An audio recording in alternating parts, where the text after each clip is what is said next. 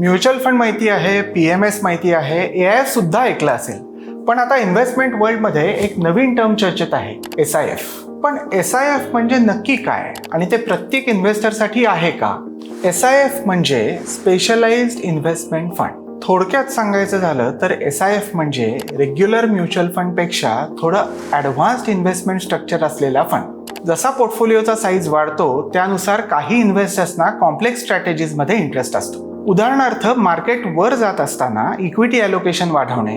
त्याच प्रकारे जर मार्केटमध्ये करेक्शन एक्सपेक्टेड असेल तर हेजिंग करून इक्विटी पोर्शन कमी करणे किंवा मार्केट कंडिशननुसार पोर्टफोलिओ अप्रोच आणि स्ट्रॅटेजी बदलणे. एक गोष्ट लक्षात ठेवणं नक्की महत्त्वाचं आहे.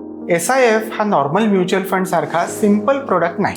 SIF मध्ये मिनिमम इन्व्हेस्टमेंट म्युच्युअल फंडपेक्षा मोठी असते. त्यामुळे हे प्रोडक्ट प्रत्येक इन्व्हेस्टरसाठी सुटेबल असेल असं नाही. फक्त नवीन आहे, ॲडव्हान्स्ड आहे आणि मोठे इन्व्हेस्टर यामध्ये इन्व्हेस्ट करतायत म्हणून ब्लाइंडली या प्रोडक्टमध्ये इन्व्हेस्टमेंटचा डिसिजन घेऊ नये. SIFचा विचार करताना 4 गोष्टी नक्की बघायला हव्यात.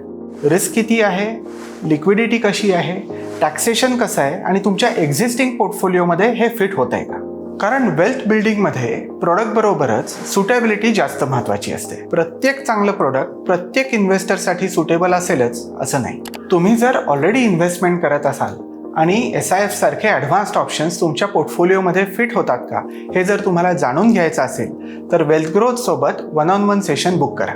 कारण राईट प्रोडक्ट बरोबर तुमच्यासाठी प्रोडक्ट सुटेबिलिटी असणं जास्त महत्त्वाचं आहे. अशाच प्रॅक्टिकल फायनान्स कन्सेप्टसाठी वेल्थ ग्रोथला फॉलो करा.